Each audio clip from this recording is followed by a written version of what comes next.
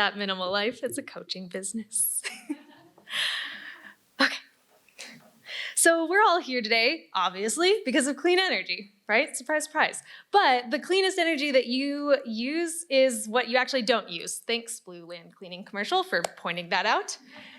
Now, not in any particular order, but these are some of the big systemic problems that we're facing today that often seem out of our hands as individuals. For example, more than 1 trillion metric tons of greenhouse gas emissions have been released since 1965, and over a third of those can be traced back to just 20 companies. While that is wildly unsettling, we can not underestimate the power of supply and demand, the power of us as consumers. Money is power. Think about how just 2 years ago, 34% of Gen Xers weren't willing to spend more on sustainable products, and now that number is up to 90%. Because of popular demand, we have seen a massive increase in things like this. Some really good, like 52% of consumers eating more plant-based. Some bad, like a lot more greenwashing within big industries.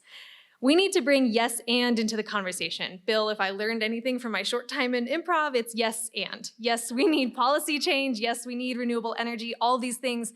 And we as consumers have a very important role to play as well in breaking these supply chains. Consider this your call to action to adopt a clean shopping routine. Why would we do that? We all shop at least weekly. We can all be mindful of this no matter where we live. And shopping, consumers, we have already contributed to where we are today. The 6 R's may seem as old and familiar by now as old 90s stars, but they keep coming back strong. So let's remember those as I walk you through a simple 2-part process to maintain a clean shopping routine. The first part is the most important part, and that's planning. Just take 20 minutes out of your week, maybe a Sunday afternoon before your week has even begun, and invest into planning, and you will save so much time, money, and energy in the long run. Raise your hand if your pantry has ever looked like this, like mine too. And like your freezer, maybe it's a black hole, things just go in there and you don't even know what you have.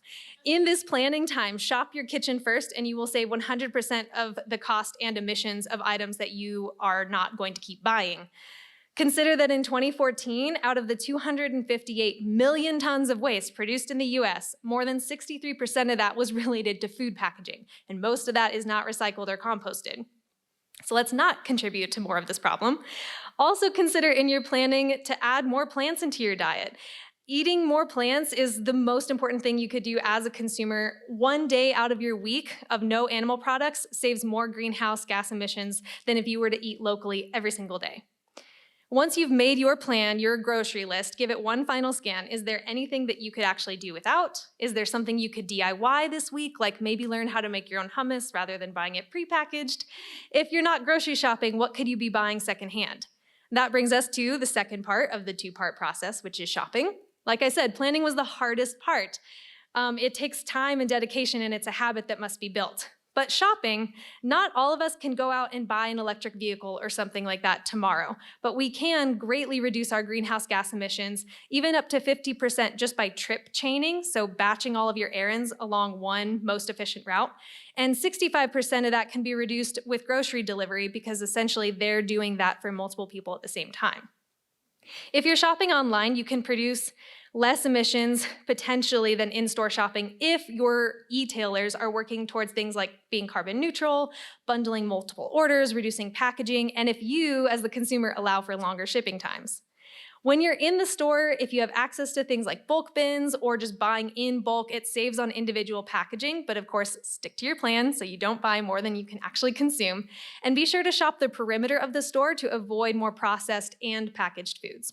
When packaging is needed, remember that paper and cardboard is lighter, which of course requires less energy to transport.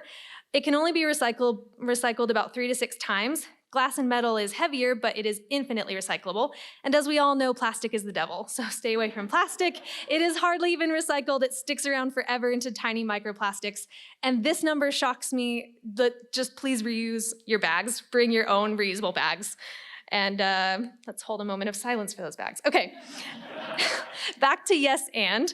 Yes, we cannot control access to everything no matter where we live, and yet we can be mindful of making the most use of what we have around us. Yes, we may not be able to buy an EV or solar panels, and yet we can become more conscious consumers. Our choices as consumers have already made a giant impact, but now you get to choose what kind of impact you want to be making. Thank you.